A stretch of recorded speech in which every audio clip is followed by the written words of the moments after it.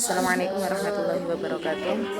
Saya Imratul Qoniah, NIM 2011-9102 dari kelas BIC.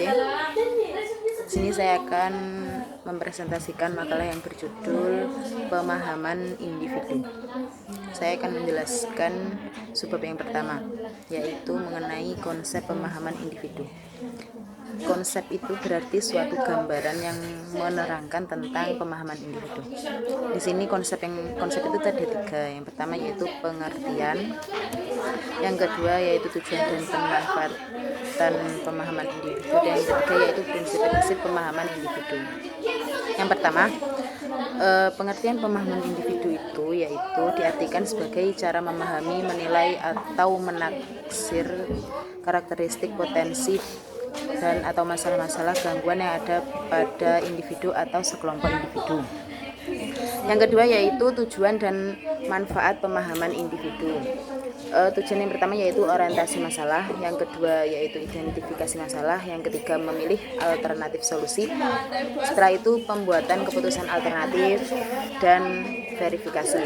Yang ketiga yaitu prinsip-prinsip pemahaman individu. Yang pertama berkelanjutan atau kontinu, yang kedua sistematik, komprehensif, dan terpadu, bersifat tertutup, serta bermanfaat. Subbab yang kedua yaitu identifikasi kebutuhan individu. Bimbingan konseling pribadi dan sosial adalah suatu bimbingan atau bantuan untuk membantu para individu memecahkan masalah-masalah pribadi dan sosial, seperti hubungan dengan sesama teman, penyesuaian diri dengan lingkungan, pendidikan dan masyarakat tempat tinggal mereka, dan penyelesaian konflik. Untuk sebab selanjutnya akan diterangkan teman saya. Terima kasih. Sekian dari saya, ada kurang lebihnya mohon maaf. Akhiran wassalamualaikum warahmatullahi wabarakatuh. Selanjutnya di sini saya akan melanjutkan subbab yang ketiga, yaitu analisis problem-problem individu. Analisis problem-problem individu yaitu sekumpulan proses untuk menemukan masalah dalam setiap individu.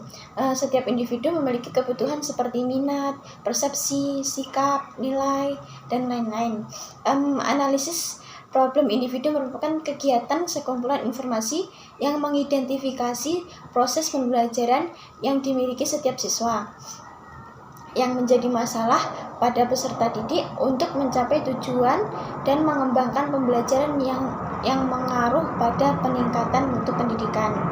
Dalam kegiatan belajar dapat timbul berbagai masalah, baik bagi pelajar maupun bagi pengajar.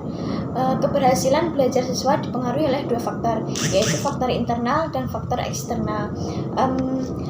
Faktor internal meliputi ketidakseimbangan mental atau gangguan fungsi mental, gangguan fisik, dan gangguan emosi. Kemudian dari faktor eksternal yaitu ada dua, yaitu faktor sosial dan faktor non-sosial. Kemudian jenis-jenis problem yang dihadapi individu itu ada 6, yaitu masalah pengajaran atau belajar, masalah pendidikan, masalah sosial, masalah pekerjaan, masalah penggunaan waktu luang, dan masalah pribadi. Dalam problem individu memiliki beberapa tingkatan masalah, yaitu yang pertama masalah ringan seperti membolos, malas, berkelahi, dan yang lain-lain. Kemudian yang kedua adalah masalah sedang. Masalah sedang ini seperti berpacaran, berkelahi antar sekolah, atau perbuatan asusila yang lainnya. Kemudian yang C atau yang ketiga yaitu masalah berat. Masalah berat ini seperti kecanduan alkohol, suka mabuk, narkotika, terus hamil di luar nikah, dan lain-lain. Kemudian subbab yang keempat yaitu implikasi pemahaman individu dalam pembelajaran. Ada 5 hal dalam implikasi pemahaman individu dalam pembelajaran.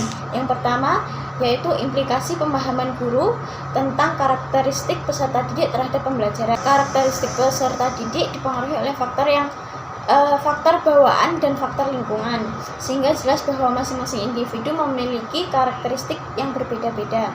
Kemudian yang kedua, implikasi pemahaman guru tentang bakat, kemampuan, kapasitas peserta didik terhadap pembelajaran. Dalam kegiatan pembelajaran, guru tentu saja menjumpai peserta didik dengan potensi yang beraneka ragam atau bermacam-macam.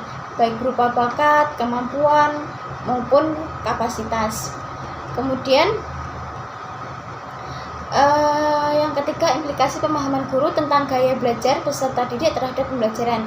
Gaya belajar berhubungan dengan cara anak belajar serta cara belajar yang disukai. Kemudian yang keempat, implikasi pemahaman guru tentang kecerdasan peserta didik terhadap pembelajaran. Seperti telah kita ketahui, peserta didik memiliki kecerdasan yang berbeda-beda. Oleh karena itu, guru harus memiliki pemahaman terhadap perbedaan kecerdasan dalam peserta didik tersebut. Kemudian, yang kelima yaitu program pendidikan untuk memfasilitasi perbedaan individu dari peserta didik itu. Kemudian, dalam dunia pendidikan terdapat banyak problem yang dapat dipilih oleh seorang guru untuk mewujudkan pembelajaran yang bermakna seperti implikasi dari adanya perbedaan individual peserta didik. Sekian penjelasan dari kelompok kami. Bila ada kurang lebihnya mohon maaf. Assalamualaikum warahmatullahi wabarakatuh.